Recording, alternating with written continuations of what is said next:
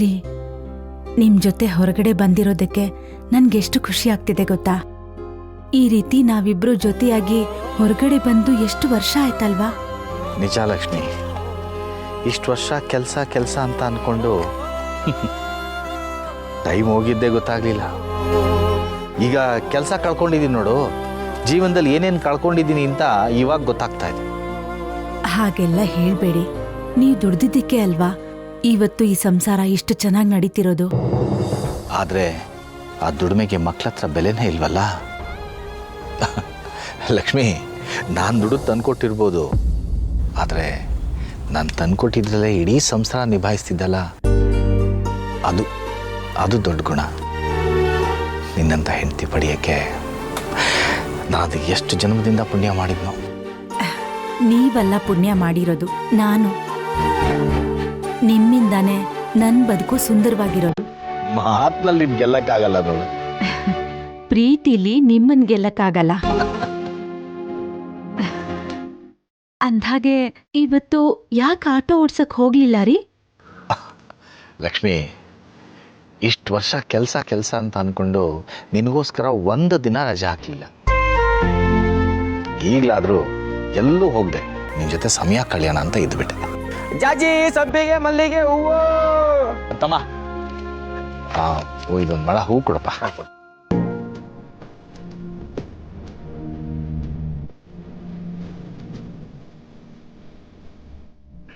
ಎಷ್ಟಪ್ಪ ಅದು? 30 ರೂಪಾಯಿ ಸರ್. ಆ ಕಡೆ ತಿರುಗು.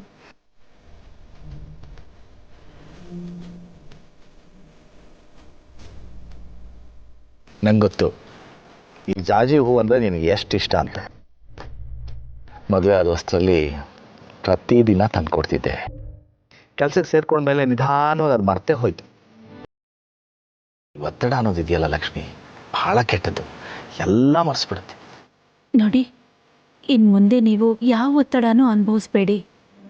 ನಿಮ್ಗೆ ಯಾಕೆ ಕೆಲಸ ಇಲ್ಲ ಅನ್ನೋದು ಮಕ್ಕಳಿಗೆಲ್ಲ ಗೊತ್ತಾಗಿದೆ. ಇಷ್ಟು ವರ್ಷ ನೀವು ದುಡ್ದಿರೋದು ಸಾಕು. ಈಗ ನೀವು ಆರಾಮಾಗಿರಿ.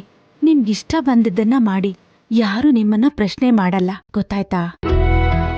ಅವ್ರು ಏನು ಅಂದ್ಕೊಳ್ತಾರೋ ಗೊತ್ತಿಲ್ಲ, ಆದರೆ ಅವ್ರ ನಡವಳಿಕೆನಲ್ಲೇ ಬದಲಾವಣೆ ಕಾಣಿಸ್ತಿದೆಯಲ್ಲ ಲಕ್ಷ್ಮಿ. ಮುಂದೇನಾಗುತ್ತೋ ಗೊತ್ತಿಲ್ಲ ರೀ. ಏನ್ ಯೋಚನೆ ಮಾಡ್ತಿದ್ದೀರಾ? ಅದು ನಿನಗೆ ಆ ಬೇಕ್ರಿನಲ್ಲಿ ಆ ಗುಲಾಬ್ ಜಾಮೂನ್ ತುಂಬ ಇಷ್ಟ ತಾರೆ. ಇವತ್ತು ನಿನಗೆ ಅಲ್ಲೇ ಕೊಡಿಸ್ಬೇಕು. ಬಾ.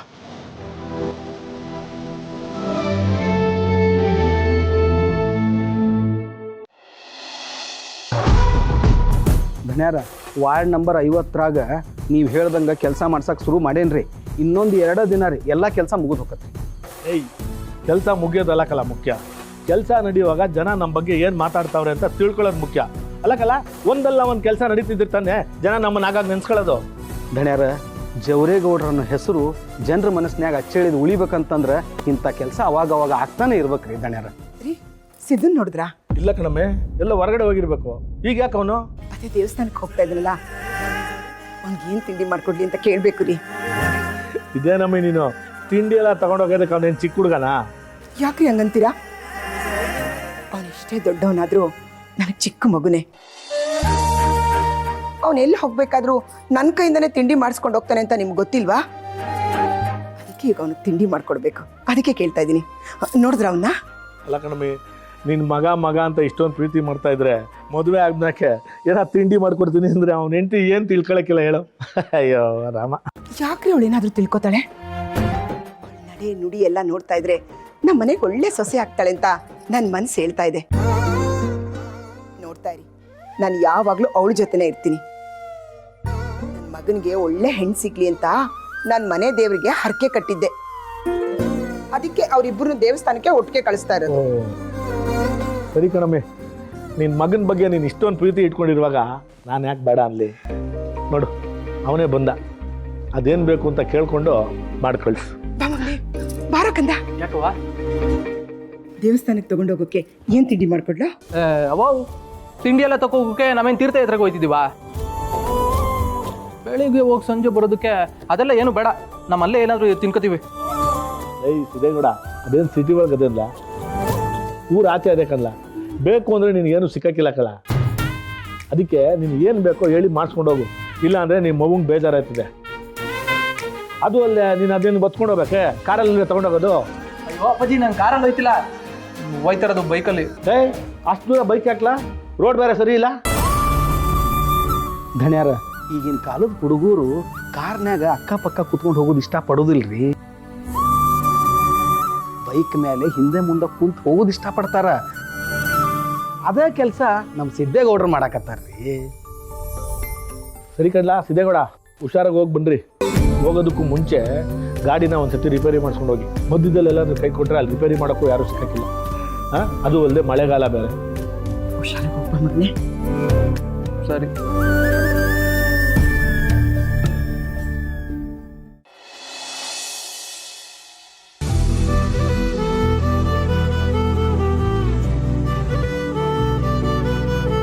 ವೆಂಕಿ,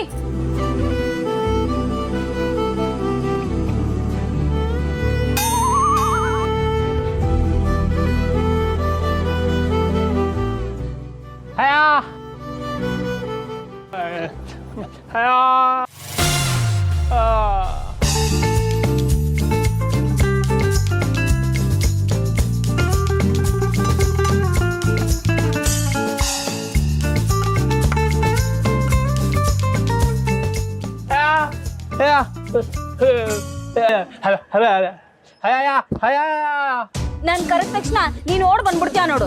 ನೀ ನಂಗೆ ಬರೋಂಗಿದ್ದಿದ್ರೆ ನಾನು ಯಾಕೆ ಹೂವು ತಗೊಂಡು ಹೊಡಿತಾ ಇದ್ದೆ?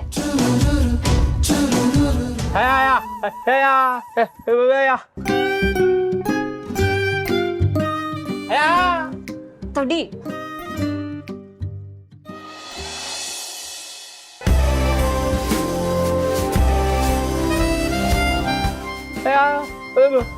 ಜೋ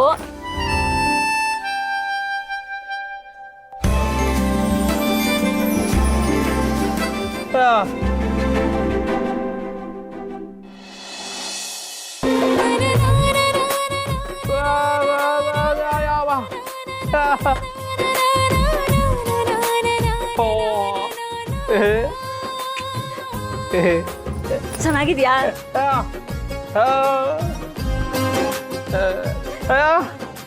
ನಂಗಲ್ಲ, ನಿಂಗೆ.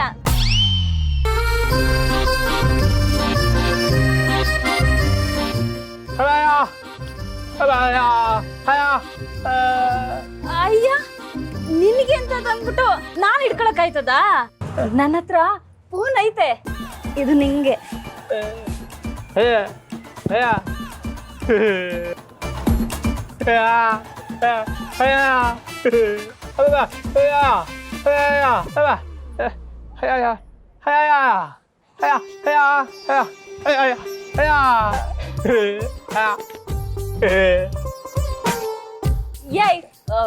ಅದೆಲ್ಲ ಮಾಡಕ್ ಬಂದಿಲ್ಲ ಅಂದ್ರೆ ಏನಾಯ್ತಂತೆ?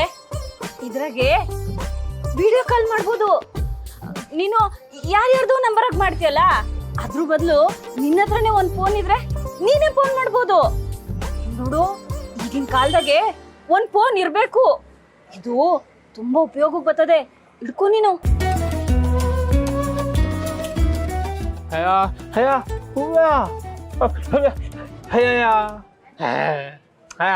ನೋಡು, ಜಾಸ್ತಿ ಕತೆ ಹೊಡಿಬೇಡ. ಹಂಗೇನಾರ ಫೋನ್ ಬಿದ್ದು ಹೊಡೆದೋಗ್ಬಿಟ್ರೆ ಸರಿ ಮಾಡಿಸ್ಬೋದು. ಸರಿ ಮಾಡ್ಸೋಣ.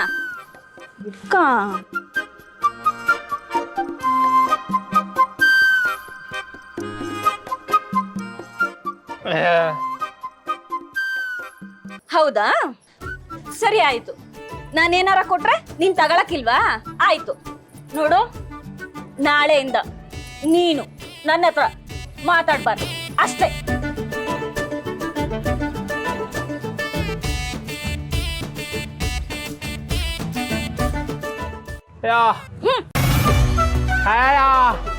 ಏನು?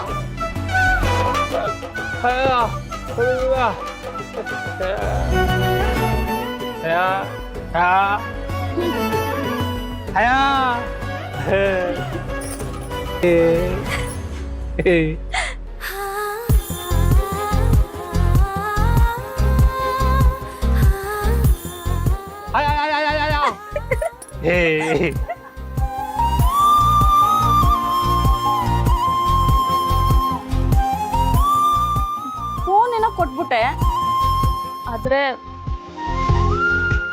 ನನ್ ಮನ್ಸಿಗಿರೋ ಭಾವನೆ ಹೆಂಗ್ ಅರ್ಥ ಮಾಡ್ಸೋದು?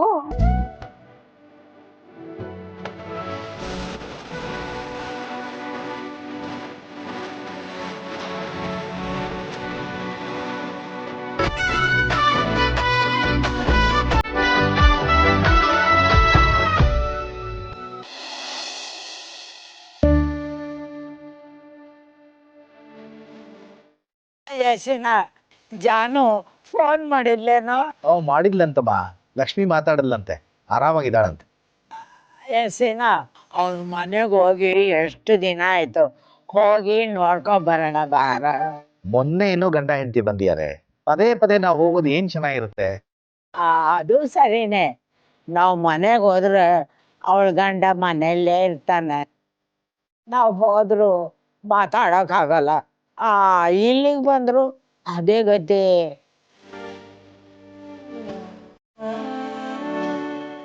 ಜಾನುನ್ ಗಂಡ ಅವಳನ್ನ ತುಂಬಾ ಪ್ರೀತಿ ಮಾಡ್ತಾನೆ ಅಂತ ನಿಮ್ಗೇನ್ ಹೊಟ್ಟೆ ಉರಿನಾ? ಯಾಕೋ?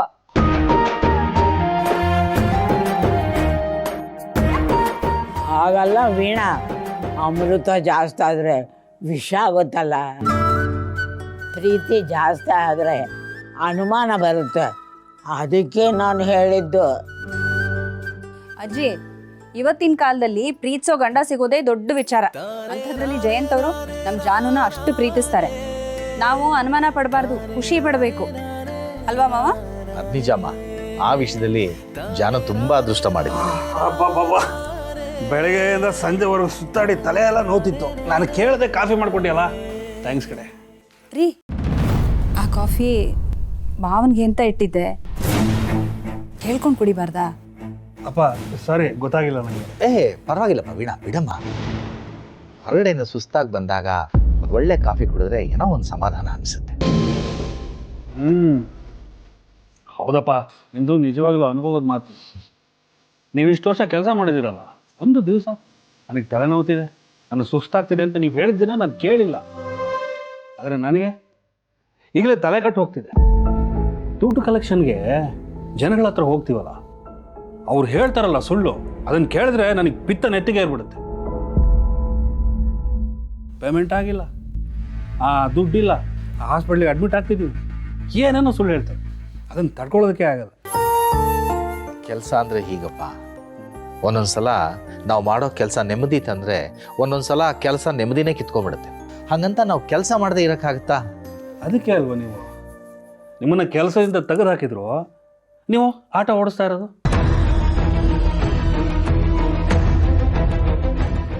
ಆದರೂ ನಿಮ್ದು ಆರಾಮ್ ಕೆಲಸ ಅಲ್ಲ. ಅವ್ರು ಗಿರಾಕಿ ಬಂದಾಗ ಅವ್ರನ್ನ ಆಟೋದಲ್ಲಿ ಕರ್ಕೊಂಡು ಹೋಗೋದು. ಸದ್ದು, ನೀನು ಕೆಲಸ ಮಾಡೋದು ಬಿಟ್ಟು ನಾಳೆಯಿಂದ ಆಟ ಓಡಿಸೋದಕ್ಕೆ ಹೋಗು. ಯಾಕಜ್ಜಿ, ಅಪ್ಪಂಗೆ ಕೆಲಸದಿಂದ ತೆಗೆದಾಕಿದ್ರು ಅಂತ ಅವ್ರು ಆಟೋ ಓಡಿಸ್ತಿದ್ದಾರೆ, ನನ್ನನ್ನು ಇನ್ನೂ ಕೆಲಸದಿಂದ ತೆಗೆದಾಕಿಲ್ಲ, ನಾನು ಹೆಂಗೆ ಆಟೋ ಓಡಿಸ್ಲಿ? ವೀಣಾ, ನೀನೇನು ನಿನ್ನ ಗಂಡನ ಮಾತು ಕೇಳ್ಕೊಂಡು ನೆಟ್ಟಿಗೆ ನಿಂತಿದ್ಯಲ್ಲ. ನೀನು ಮಾವನಿಗೆ ಅಂತ ಇಟ್ಟು ಕಾಫಿನ ಅವನು ಕುಡಿದು ಬಿಟ್ನಲ್ಲ, ಬೇಗ ಹೋಗಿ ಮಾಡ್ಕೊಂಡು ಬಾ, ಹೋಗು. ಹೌದಲ್ವಾ ಅಜ್ಜಿ, ಮರ್ತೇ ಬಿಟ್ಟಿದೆ, ಈಗಲೇ ತಗೊಂಡ್ಬರ್ತೀನಿ. ವೀಣಾ, ಬೇಡಮ್ಮ, ಬೇಡ. ಯಾಕಪ್ಪ, ನಿಮಗೆ ಇಟ್ಟಿದ್ದ ಕಾಫಿ ನಾನು ಕುಡಿತಾ ಇದ್ದೀನಿ ಅಂತ ಬೇಜಾರ? ಇಲ್ಲಪ್ಪ, ಹಾಗೇನಿಲ್ಲ. ಇನ್ನೇನು ಊಟ ಟೈಮ್ ಆಯ್ತಲ್ಲ, ಈ ಕಾಫಿ ಕುಡಿದ್ರೆ ಆಮೇಲೆ ಊಟ ಸೇರಲ್ಲ, ಒಂಥರ ಅಜೀರ್ಣ ಅನ್ಸುತ್ತೆ, ಅದಕ್ಕೆ. ಹೌದೌದು.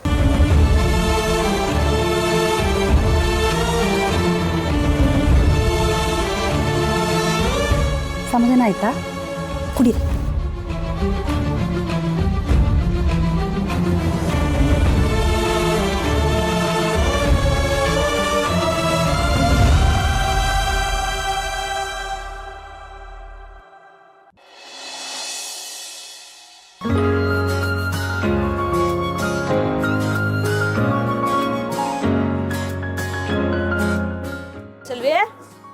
ಸಲ್ವಿ, ದೇವಸ್ಥಾನದವರು ಹಾರ ಕೇಳಿದ್ರು, ನಾನು ಹಾರನ ರೆಡಿ ಮಾಡಿವ್ನಿ, ತಕೊಂಡೋಗಿ ಕೊಟ್ಬಿಡು ಹೋಗವಾ. ನಾನಾ? ಅವ್ವ, ನಾನು ಏನಾರ ಈಗ ದೇವಸ್ಥಾನದ ಒಳಗೆ ಹೋದ್ರೆ ವಾಪಸ್ ಬರೋದು ಲೇಟ್ ಆಯ್ತದೆ. ಆಮೇಲೆ ಇಲ್ಲಿ ಯಾರಾದ್ರೂ ಗಿರಾಕಿ ಬಂದ್ರೆ ಅಂಗಡಿಲಿ ಯಾರು ಇಲ್ಲ ಅಂತ ವಾಪಸ್ ಹೊಂಟೋಗ್ಬಿಡ್ತಾರೆ. ಅದಕ್ಕೆ ನೀನು ಕೊಟ್ಬಿಡು. ಸರಿ ಬಿಡವ, ನೀನ್ ಹೇಳೋದು ಸರಿನೇ. ಅದೇ ನನಗ ಆ ದೇವ್ರು ಕಾಣ್ದೆ ಹೋದ್ರುವೆ ದೇವ್ರಿಗೆ ನಾನ್ ಕಾಣ್ತೀನಿ. ನಾನು ಹಾರ ಕೊಟ್ಬಿಟ್ಟು ಸ್ವಲ್ಪ ಕೂತಿದ್ದು ಬರ್ತೀನಿ. ಅಂಗಡಿ ಕಡೆ ಹುಷಾರು, ಸರಿನೇ? ಹಾ ಆಯ್ತು ಆಯ್ತು, ಬರ್ಲೆ? ಹುಷಾರು. ಅವು ಕಣವ.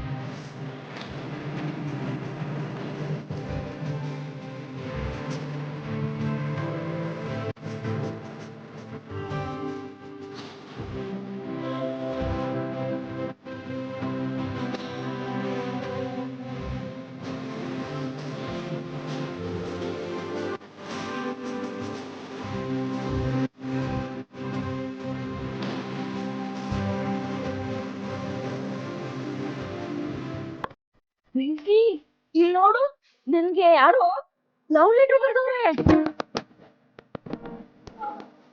ಇತ್ತೀಚೆಗೆ ನನ್ಗೆ ಲವ್ ಲೆಟರ್ ಬರೆಯೋರು ಜಾಸ್ತಿ ಆಗ್ಬಿಟ್ಟವ್ರೆ.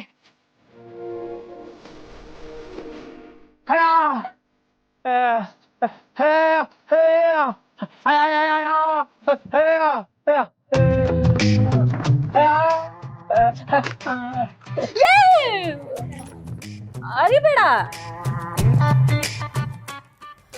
ಇದು ಮೊದಲನೇ ಕಿತ ಬರ್ದಿರೋ ಲವ್ ಲೆಟ್ರು. ಇದನ್ನ ಅರಿಯಕ್ ನಾನ್ ಬಿಡಕ್ಕಿಲ್ಲ.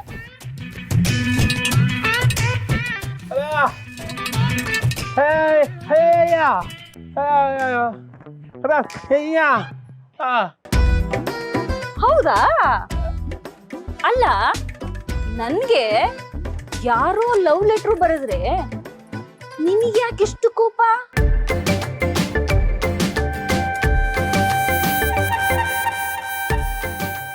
ನಿನಗೆ ಲವ್ ಲೆಟರ್ ಬರೆಯಕ್ಕೆ ಯಾರು ಇಲ್ಲ ಅಂತನಾ?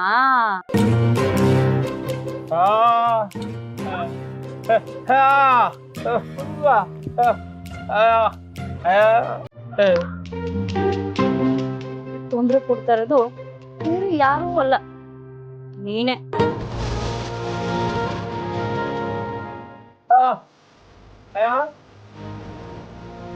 ಏನು ಇಲ್ಲ, ಕೆಲಸ ಮಾಡ್ಕೊ.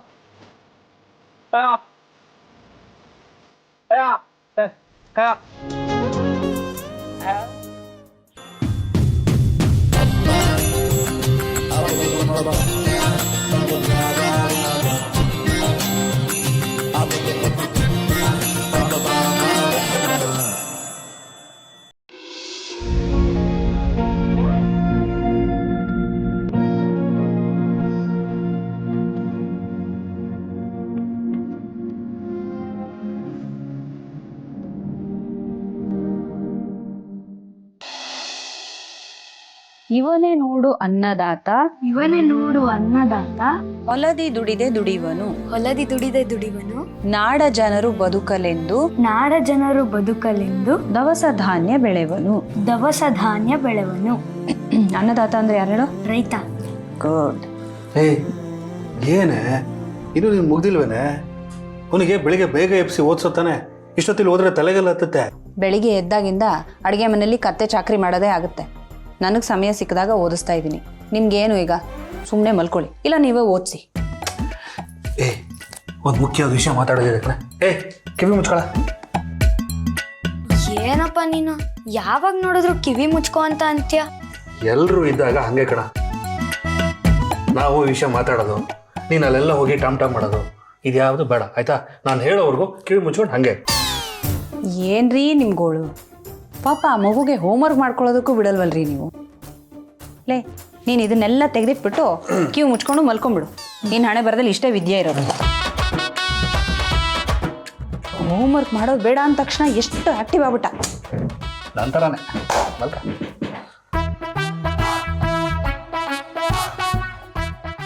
ಆಯ್ತು, ಅವ್ನು ಕಿವಿ ಮುಚ್ಕೊಂಡ. ಹೇಳಿ, ಅದೇನು ನಿಮ್ಮ ಗೋಳು?